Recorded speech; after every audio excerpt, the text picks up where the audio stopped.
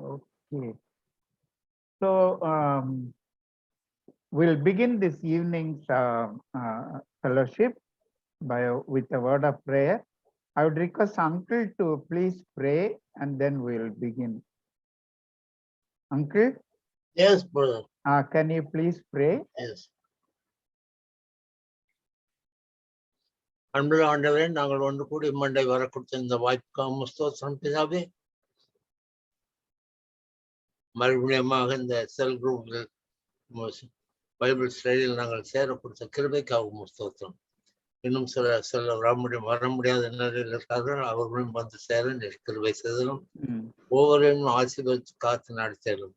இன்றைக்கு நடக்கக்கூடிய இந்த டிஸ்கஷனில் நாங்கள் நன்றாக அந்த போர்ஷனை நன்றாக அறிந்து கொள்ள புரிந்து கொள்ள நீர் கிருபை செய்தலும்.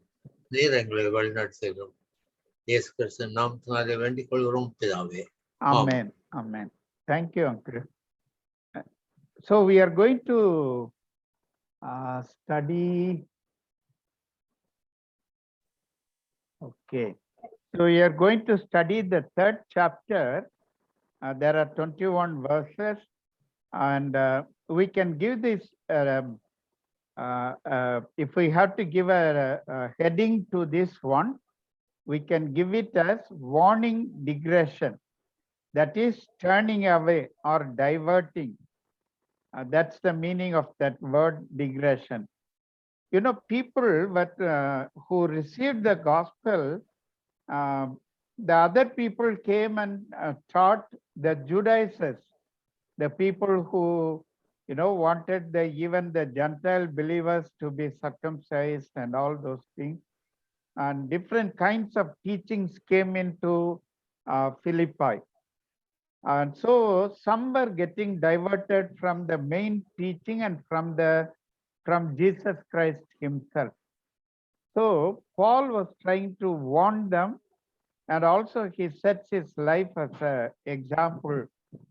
So we'll be studying it in 4 topics: warning against the Judaizers, and Paul, past and present; warning against libertines, that is people who taught the liberation kind of thing.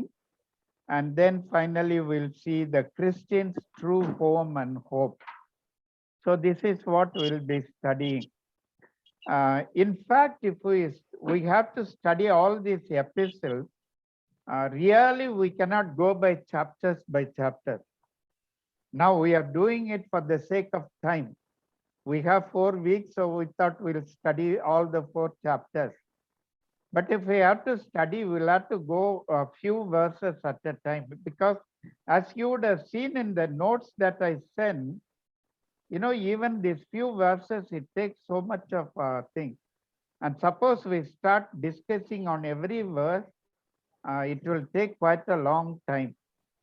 So we are just studying, and in a nutshell, what Philippians really teaches us. That's what we are trying to study. Okay, and so we will continue to study today. And the first thing is warning digression, turning away, or the diversion. This chapter is of special importance because of its revealing of the motives which have dominated Paul's life.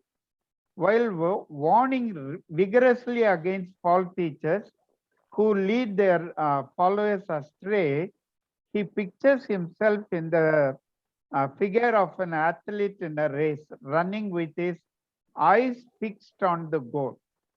So his main aim in writing this, you keep your eyes fixed on the goal, Christ himself. And the one deals with Christ's downward descent, and the other with the upward call. The one shows how Christ laid aside heavenly glory to win such as Paul, and the other how Paul has laid aside earthly glory to win Christ. So it talks about Christ coming down, and through his coming down, Paul and the other believers, they were lifted to Christ. So we study about that. The one shows how Christ laid aside heavenly glory to win such as Paul, and the others how Paul has laid aside earthly glory to win Christ. The one shows Christ taking the form of a servant, being made in the likeness of men, and the other how the believer's body will be conformed to the body of his glory. So that is what we are going to study in this chapter. Warning against Judaizers, the first three verses. So verse 1, he says, finally, my brothers, rejoice in the Lord. As to all other matters, he bids them meet such in the strength which only the joy of the Lord can give. You know, if you see in Nehemiah chapter 8, verse 10, Nehemiah, he read that the book of law. The book of law was brought. In those days, there was no loudspeaker system. So there were other priests standing in line in the crowd because it was quite a big crowd. So what Nehemiah was telling, everybody would repeat. You know, even in the olden days when we went for village evangelism, we used to do that if the crowd was very big. So in that one, Nehemiah says, the joy of the Lord is your strength. No, do not, after the law was read, the people were crying. So Nehemiah said, don't cry, go home, celebrate, eat the fat, drink the sweet, but also he gave a command. Send portions for whom nothing is prepared. And then he says, the joy of the Lord is your strength. So here, Paul keeps repeating in this one, rejoice in the Lord. Again, I say rejoice, saying the same thing. It's not painful for me. It's for your good. So he keeps telling them to rejoice. This prepares for the stern counsel of verse 2. Rejoice in the Lord is evidently put here emphatically with direct reference to the warning that follows. To write the same things, to keep pressing the same lesson of joy in the Lord, so basic to this letter, finds no reluctance in Paul, and is for their safety against the preparation for verse 2. The three terms of contempt. You know, in second words, Paul uses these three terms: dogs who do evil and the mutilators of the flesh. You know, and so there were these kind of people there, and so you must rejoice in your faith and refer to one and the same class of person. These three terms that Paul uses: dogs who do evil and mutilators of the flesh, all this refer to only the same class of people, the Judaizers, who have so relentlessly followed where Paul has been and sought to pervert the gospel of Christ.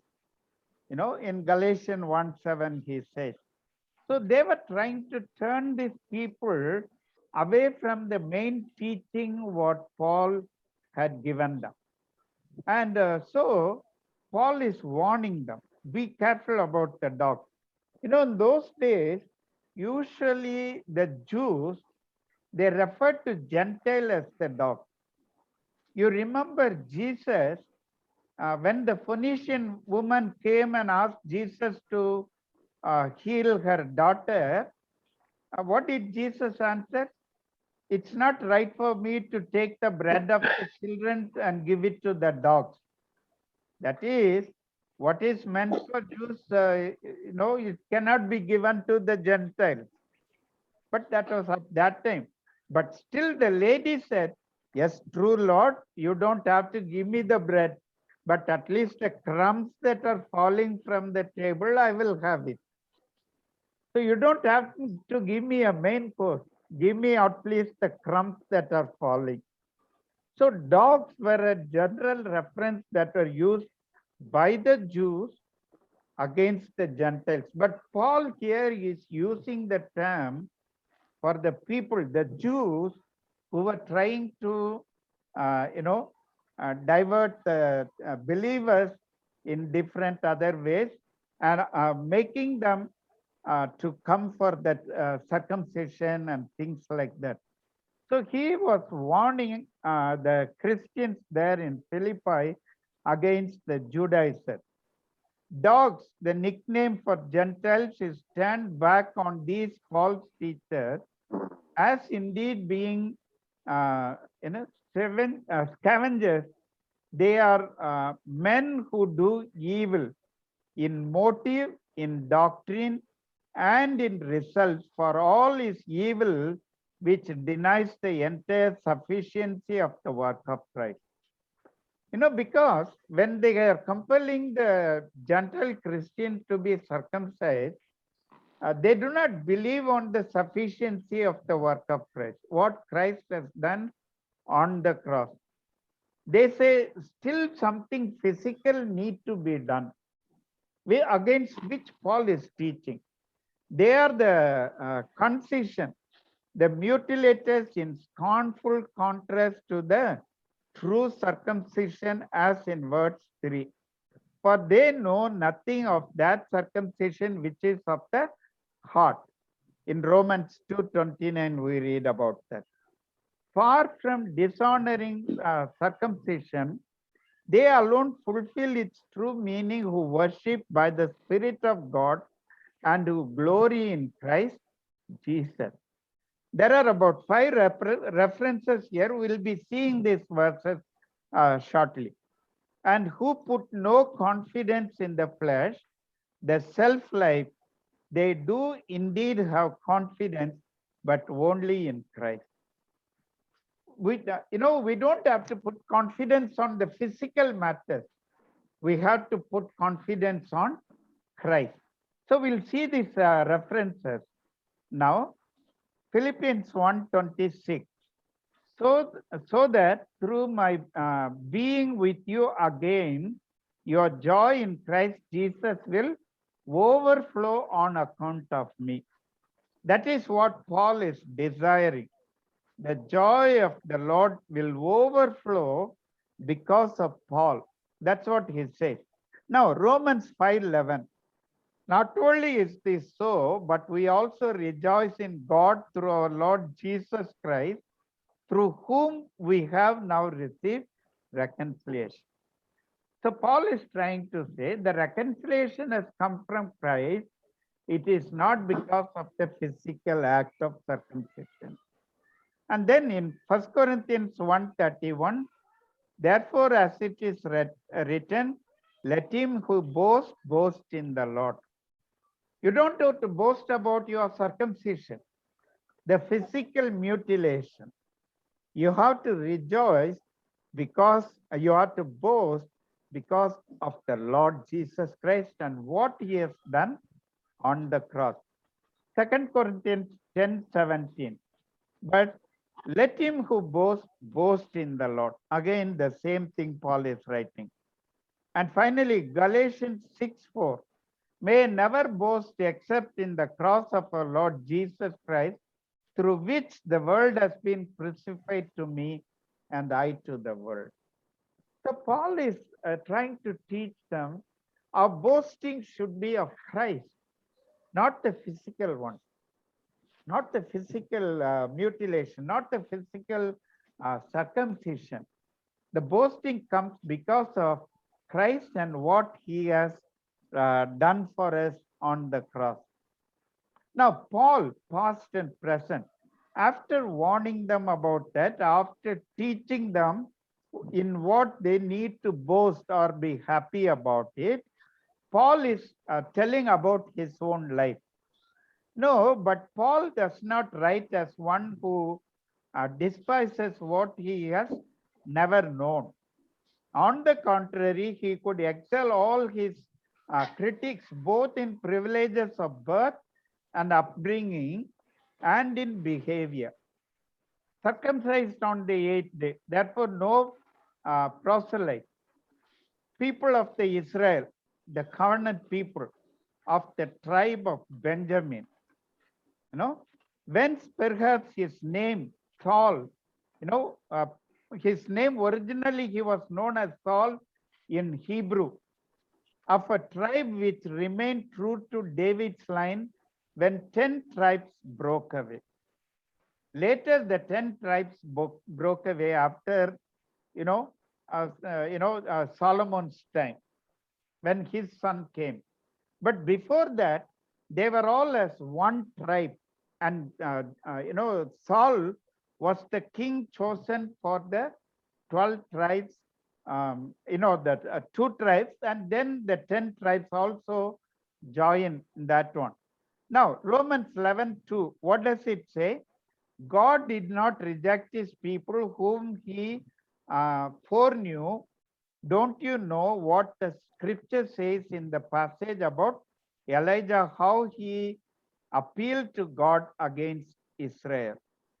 So the tribe of Benjamin of Israel, they rejected. But Isaiah was trying to appeal to God against Israel when they were rejected. And Acts 13:21. Then the people asked for a king, and he gave them Saul, son of Kish, of the tribe of Benjamin, who ruled 40 years. So Paul is mentioning all these things as the privileges that he enjoyed. He was of the tribe of Benjamin, and he himself was called Saul in Hebrew, though later he was come to know as Paul in Greek. So Paul is telling about his past, connecting it to the privileges. A Hebrew of Hebrews, the Aramaic speaking son of Aramaic speaking parents, and no Hellenist. The Hellenists were the Greek believers, Greek Jews. They were not counted as the original Jews, or they were not equalized with the Hebrew Jews, the originally who spoke Aramaic language. In regard to the law, a Pharisee member, strictly observant sect. In Acts 26, we saw that. 2 Corinthians 11:22, he is telling, are they Hebrews? So I am. Are they Israelites? So am I. Are they Abraham's descendant? So am I. So Paul is trying to claim all the privileges that he had as a Jew. They have known me for a long time and can testify, if they are willing, that according to the strict sect of our religion, I lived as a Pharisee. So this Paul was, telling about himself before Felix. So we read, Paul is mentioning one after another, which we are seeing. A Hebrew of Hebrew, and in regard to the law, I am a Pharisee. As far as zeal, persecuting the church, showing zeal of God through though mistaken. As for legalistic righteousness, faultless, without reproach from men. Now we'll see these references. Romans 10:2. What does he say? For I can testify about them that they are jealous for God, but their zeal is not based on the knowledge of Jesus Christ. Paul later writes, and Galatians 1:13, for you have heard of my previous way of life in Judaism, how intensely I persecuted the church of God and tried to destroy it. So this is, these are the other references which gives to what he is writing here in the Philippians. And Acts 23:1, Paul looked straight at the Sanhedrin and said, my brothers, I have fulfilled my duty to God in all good conscience to this day. So I am faultless. I am not in mistake. In every way, you don't find any fault with me. And then also this reference in Mark chapter 10:20, where the young rich ruler comes to Jesus. What do you want me to do? To inherit eternal life? Jesus told him so many things, that commandment. So for which the young man, what did he reply? Teacher, he declared, all this I have kept since I was a boy. I have kept the law. I have kept the commandment from my childhood days. And exactly that is what Paul was doing. And he is telling, yes, from my childhood days, I was keeping the law and I am faultless. I am faultless. I am without guilt. All these gains, 7 things he has noted, note plural, as if those early days he had feasted his eyes on each in turn. You know, all these past 7 things in plural, all these things, all these gains, he says, gains for him as a Jew and as a Jewish leader, you know, but he counted them as loss. You know, the word zemia, that is singular. All these things, I count it as loss. I count them as one junk and I count them as long, being massed together, not just valueless, but actual damage. You know, the literal word here is dung, not just the waste. You know, in Tamil, what do we see? அவைகளை குப்பையுமாய் எண்ணுகிறேன். You know, but English, some translations, they put it as the original translation, they put them, use the word, count them as dung. You know, dung is waste, no use. So Paul says, all these things physically and for my life, what all I counted as advantages for me, but now I count them as loss, as waste. Seeing their true nature in the fact that with such a past, he had been a hater of Christ. I consider, that is, I will still count after all the experience of the years, everything a loss. This has been for Christ's sake, compared to the surpassing greatness of knowing Christ Jesus, my Lord, henceforth Paul's dearest ambition. His only ambition is to know Christ and know the surpassing greatness of Christ. So when we know the surpassing greatness of Christ, what happens? All things that are advantages to me, they become a loss. You know, recently I met a person, they were, she was talking to me about the qualification, and she's also in the ministry, talking about the qualifications and so many other things. You know, one of my very old Bible college, classmate of 1967 to 69. You know, she knew me as a runaway from the seminary after 2 years. So she never knew me what happened after that. Then she asked me, Jaypal, what is your qualification? I said, my qualification is that I am a chosen servant of God and I am a servant to Jesus Christ. That is my qualification. So she said, no, you don't understand me. What is your educational qualification? I said, well, I have a MTH. Oh, you finished MTH? I said, yes, I've done my MTH. So you don't use it behind your name. I said, I don't want it. I want to use it behind my name. I want people to know me for what I am, what I'm doing, how I behave. Through that, people should know me. Paul is trying to say, people should know me, and my only desire is to know the surpassing greatness of Jesus Christ, nothing else. And that was Paul's greatest desire. Look at a man who was highly qualified, highly respected in the Jewish circles. But the moment he encountered Christ, the whole attitude, the whole aim changes. And he says, my only desire, the only desire is to know the surpassing greatness of Jesus Christ. That's what he says. Indeed, these past gains he now counts as rubbish.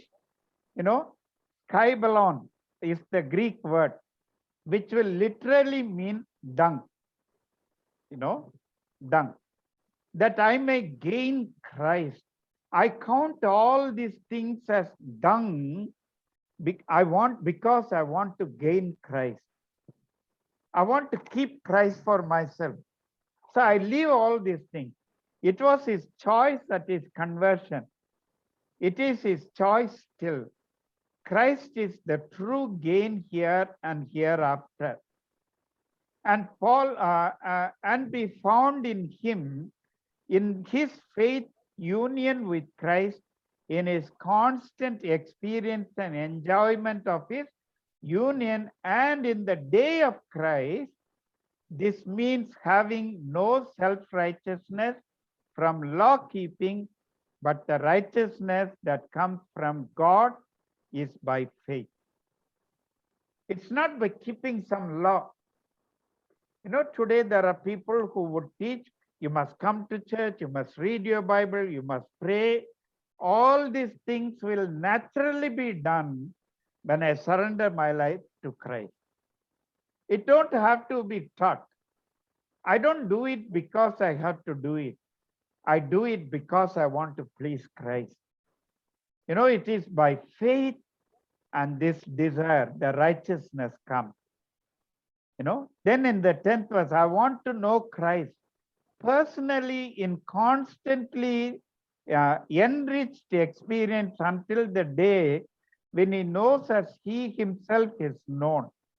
Christ is Paul's supreme attraction. And to know him, he must know also the power of his resurrection. The power of the risen Christ of the Savior realized in Paul's daily life and service. So Paul, he says, I want to know Christ. I want to know him more and more. But how he could know him? Through the power of the resurrection. It's wonderful today, the joy we get, the strength we get, the encouragement we get. It's all because of the risen Savior. It's because of his resurrection. Why other people do not get satisfied? They have to constantly go and keep on doing offerings, sacrifices, so many other things, pilgrimages. They have to keep doing all these things. But we don't have to do all these things because the only thing is our righteousness, our strength comes from, the power comes from the resurrected Christ, who has promised to be with us even to the end of the earth. And that was Paul's confidence. That was Paul's confidence. Becoming like him in his death, in an identification with him in his death that adjusts all things to its place. Moreover, as this conformity concerns the marks, the essential form, as in chapter 2, verse 6, let the mind of Christ be in you. He counts it not strange, but true to his life and standing Christ. In verse 11, so somehow to attain to that resurrection from the dead, this relates not simply to Christ coming again and Christ's physical resurrection. For Paul's share in the blessedness of that is a matter not of attainment, but of grace. I have received this. It's not an attainment. It's only by grace of God. The coming again and its consequences for the body are alluded to in chapter 3, verse 21. The 11 brings to a climax the longing of verse 10, all of which relates to present experience as the logical and only satisfaction consequence of partnership with Christ's suffering and conformity to his death. He seeks now, even in the present body, to live as a victorious risen man. The thought is like to that of 2 Corinthians 4:10, that the life of Jesus may also be manifested in our body. So Paul's desire, what does he say? The death of Christ should be seen in my life. The resurrection of Christ, the strength, that should be seen.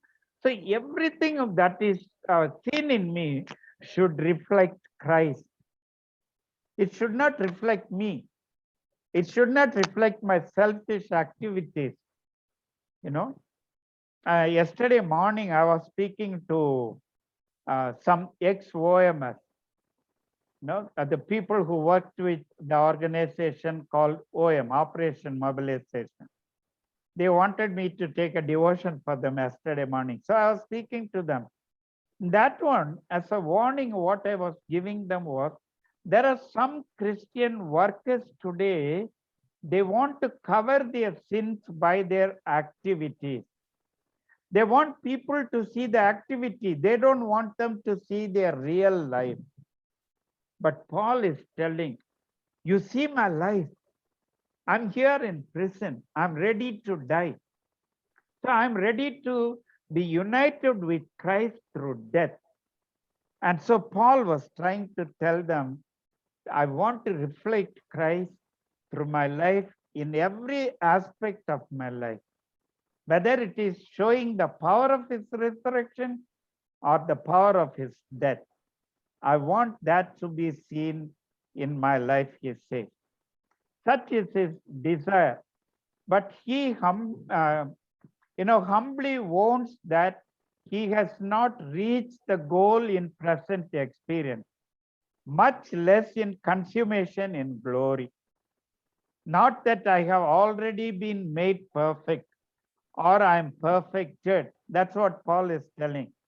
I'm going towards perfection, but I'm not yet perfect.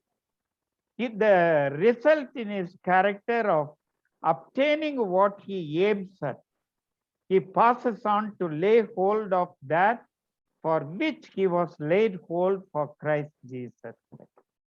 So Paul is telling the people, I have not become perfect yet. I want to become perfect. Maybe that will take only when Christ comes. I will be like that, or when my race is over. But I'm just trying to get every opportunity to do this.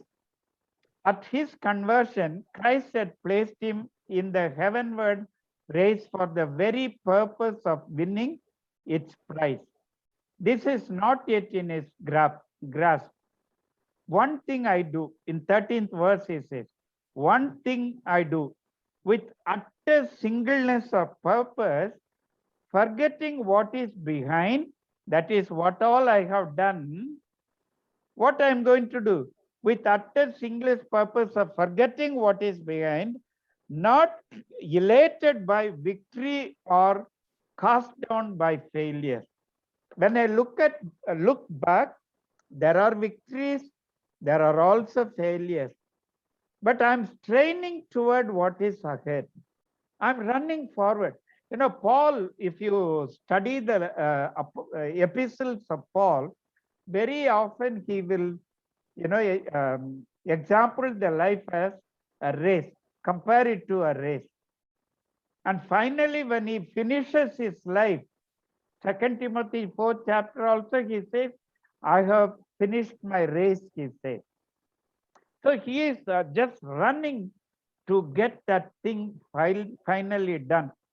and straining toward what is ahead as the athlete urges every energy into the one task. I press on. The word dioko in Greek in verse 6, the zeal once given to persecution, now transformed and moving him to nobler deeds. Once I was pressing on to kill people, but now I am pressing on to a present Christ. And that is my aim toward the goal. I'm pressing on toward the goal. It's like the, in the Olympics, in the other marathon race, which is a long distance race. So many kilometers they run. Beginning is all very good. You look at the same athlete when he is coming to the the close line, the finish line. Are they so energetic? No, they're tired. They have run so many kilometers, 20, 30 kilometers. But at that time, what do? They bring out all the strength from the physical body so that they can run and touch the finish line first. So Paul is training, bringing out all the energy that he had towards the end of his life to attain that goal. The end of the race where Christ waits to reward for the price of the upward call. The same thing he mentions in 2 Timothy chapter 4. In verse 7, 8, and 9, when we read that, he says, the righteous judge will give me the crown of life, not only for me, but for everyone who will finish their race. So Paul is training toward reaching that goal for which Christ had called him or caught him. In the light of the context, it is difficult to suppose that his price can be anything less than Christ himself. Now, there are many times. Why do you want to go to heaven? There are many people, you ask the question in Sunday school, they will say, I'll get a crown. The children, they will answer so beautifully. It's not to get a crown. There are many times when some loved ones of us pass away, we hear people, oh, they are in a happier place. When I die, I will also go and meet them. Is that the reason I am looking for heaven? When I go to heaven, I will look at Christ who died for me. My attraction will be towards Christ, nothing less. So for him, the price is Christ himself. And 15th verse, all of us who are mature in appreciation of Christ's purposes ought to be thus minded, in striving still onward. If any do not realize the need for still pressing on, he is confident that God will show it to them. Let us live up to, or let us walk in the same path. Stoikio is the word, to be drawn up in line. In another verse, shoulder to shoulder. So Paul is telling, come on, join with me. Let's go closer. Let's get shoulder to shoulder so that we can march together or run together to this goal that is Christ himself. In this race, there is no selfish individualism. No one wins at another's expense to another's loss. Paul's love urges his readers to run with him and with him to receive the garland of victory. Paul was not selfish. I must win, you lag behind. No, Paul is trying to encourage the Philippian believers, come on, run with me, come with me, join with me. That is the motivation he is trying to give them. Today one of the greatest dangers for me as a servant of God, for us as children of God, the greatest danger can be, I must somehow reach. I don't bother about others. That is not the mind of Christ.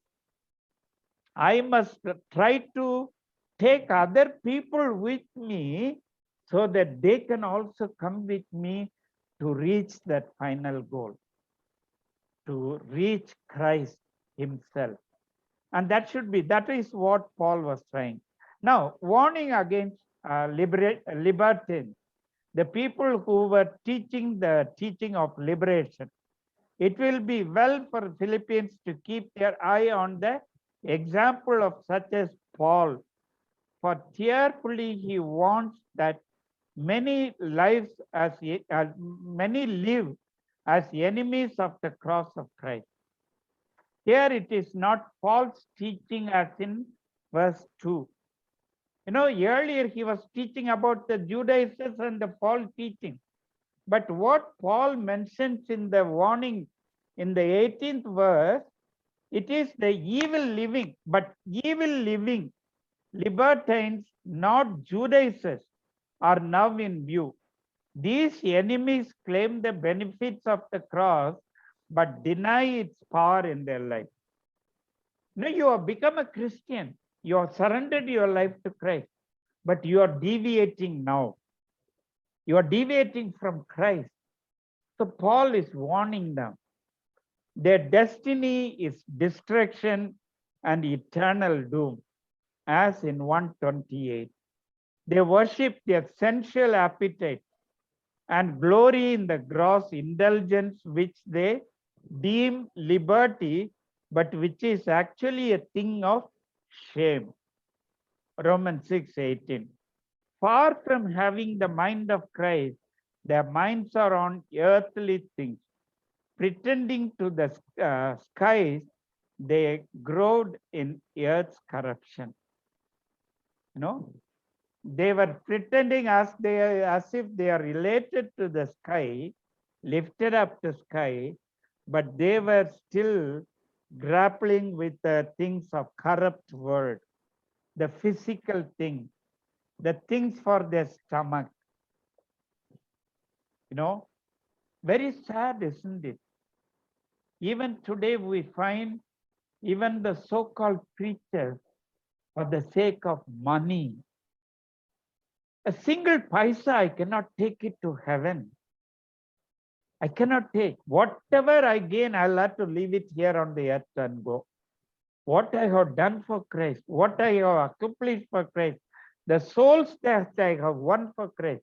So Paul is trying to warn them with a solemn warning. Don't get, attracted by the things of the earth.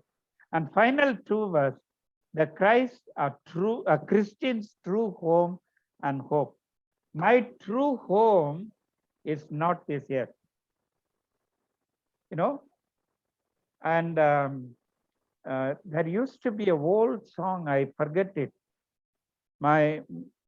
This world is not my home, I'm just a passing through. Different singers have sung their song, and Jim Reeves has sung their song. This world is not my home. My true home is there. What Christ is preparing for me. In sharp contrast, the believers looks to the unseen and eternal, and sets his mind on things that are above, not on things which are on the earth. In the 20th verse he says, but our citizenship, the sphere of our citizenship or our city home is in heaven. My home is in heaven. A form of words which would be specially appreciated by the Philippians in view of their city status as a Roman colony. We are in colony of heaven. One Moffat, when he is mentioning about this word, he says, we are a colony of heaven. We are a people of heaven.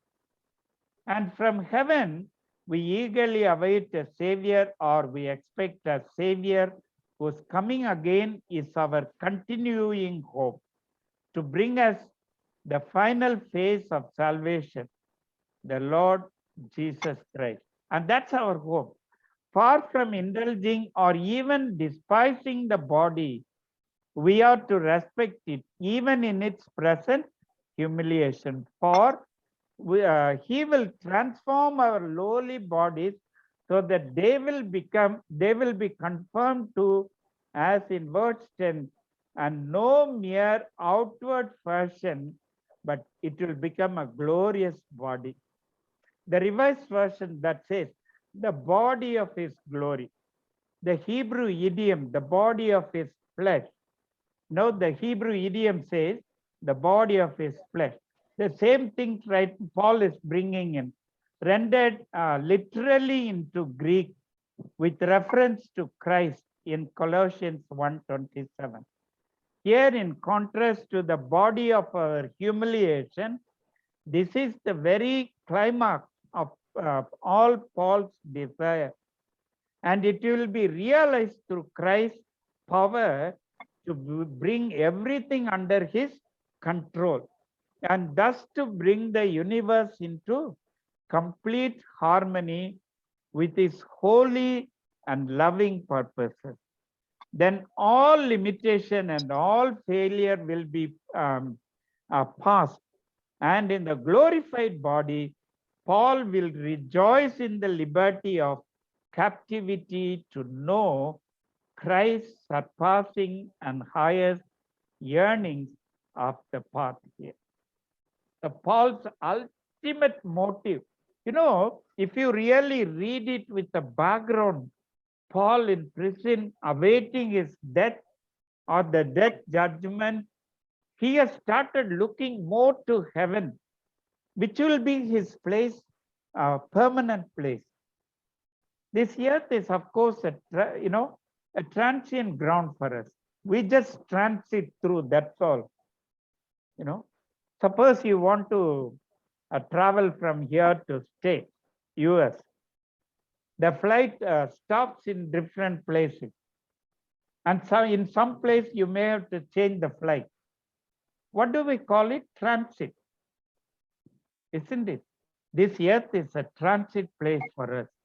But our permanent place is heaven, where Christ lives. And our aim is to reach Christ.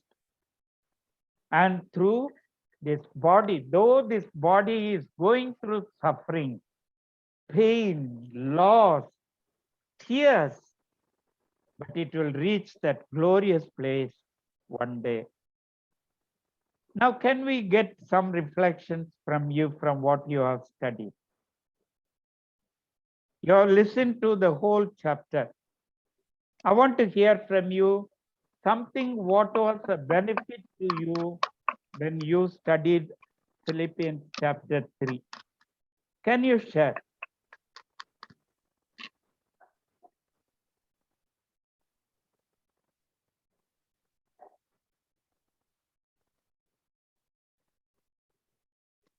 Can you share what was beneficial to you, or anything that you have a question?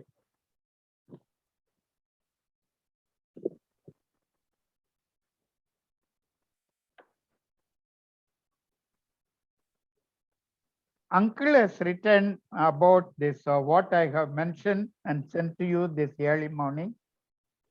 Cutlets எடுத்து வச்சேம்மா, எண்ணெயை ஊத்தி வச்சேன். It has to கொஞ்சம் thaw ஒரு 10 minutes கூட. Salad இருக்கு. Benita. Uncle. You are giving instructions to us? I'm sorry. I'm sorry. My husband just got home and he was asking for his dinner. Sorry. Sorry. It's okay. Okay. No problem. I thought you were answering my question with salad.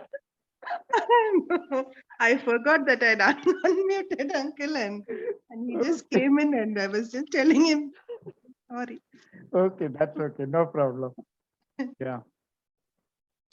Geeta, you want to share anything, Uncle or Benita? I think Satya has left.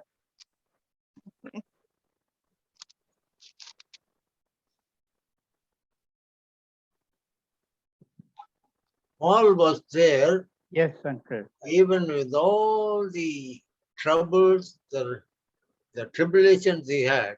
Mhm. His goal was Christ. Yes, That is our example. that's He right. is our example. Mm. Whatever our tribulations, our Yes. sufferings, we have to keep Christ as our goal Amen. and do, Yes. do as he was doing. That's right. Yes.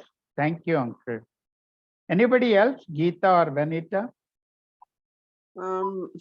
When we realize, like Paul, Yes, the value of eternal life, the value of salvation, that's right.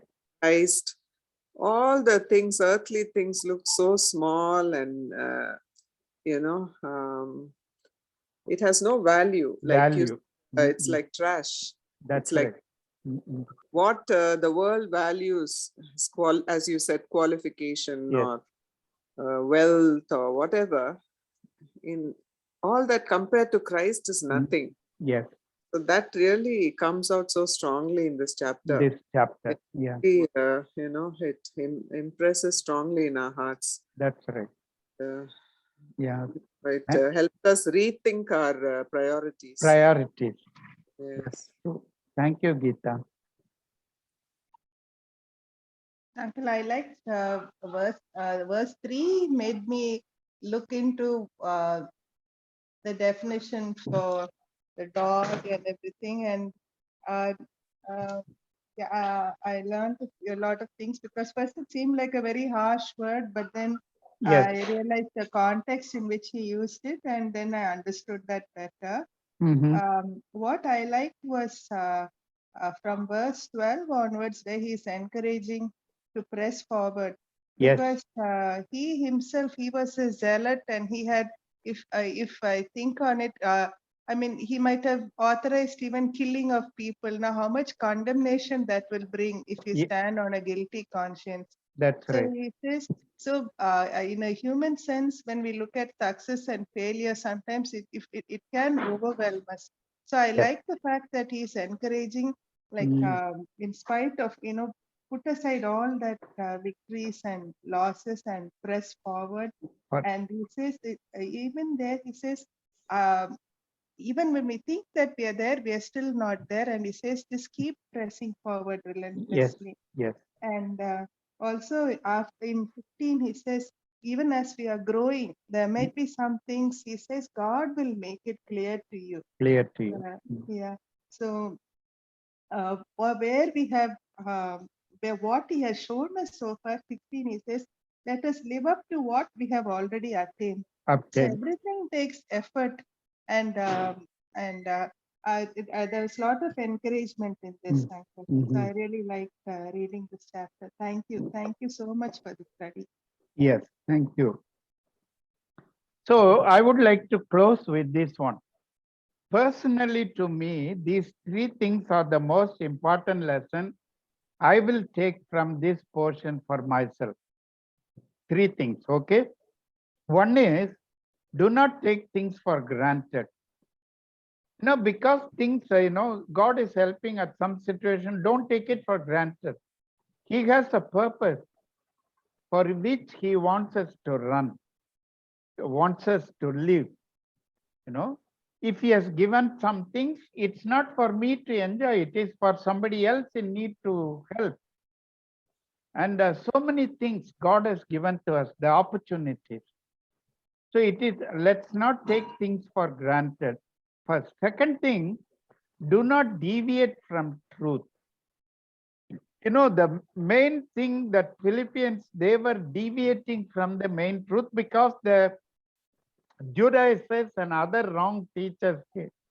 In first chapter, Paul is mentioning, if some Christ is preached, I'm happy. Let them do it out of envy or good conscience. I don't bother about it. Let Christ be preached.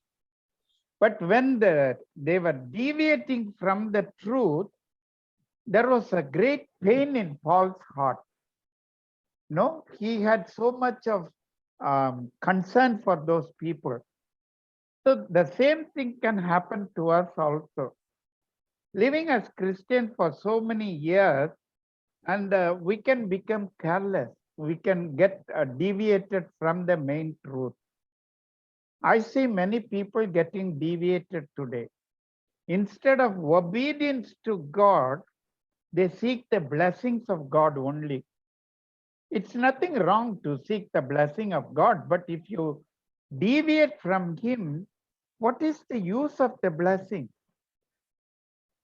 The blessing, what many mainly think is blessings, earthly things. And earthly things, we have to live on the earth and go. So I should not deviate from the truth. I must hold on. I must be of single-mindedness to follow Christ. And the third thing is, keep Christ your aim. Now I need to keep Christ as my aim. Not the worldly achievements, not the, I should not be satisfied with the Bible studies I take, the preachings I do, and so many other things, even helping people. And I should not be satisfied with that one. Ultimately, I must know whether I have Christ. Am I grieving Him in any way? And that's more important. So I should not take things for granted. I should not deviate from the truth. And I should keep Christ, always keep Christ as my aim, as the aim, the place, goal that I have to reach. And that was what Paul's aim was. Christ and Christ alone. Christ and Christ alone, nothing else. Nothing else. Success, praise the Lord. Difficulties, praise the Lord. Because He still can use it for God's glory. Okay. Is there any prayer request anybody has, that things we have to pray for? So next week we'll be studying the last chapter, 4th chapter. Then from December we'll be taking a break, and January we'll come back with Romans. So, so next week we'll be studying chapter 4, Philippians 4. Again, Philippians 4 is a very beautiful chapter. There are some things, because when Paul is closing with all the thanks and other things, greetings and other things, that really breaks or moves our heart. So that's a wonderful chapter. So keep reading them again and again, and try to make notes of what God is trying to speak to you, so that you can share it with us next week.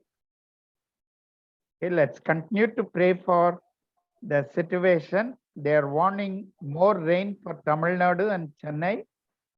So I think Kanyakumari district is also under flood so much and destruction, especially the farmers were the worst hit, I think.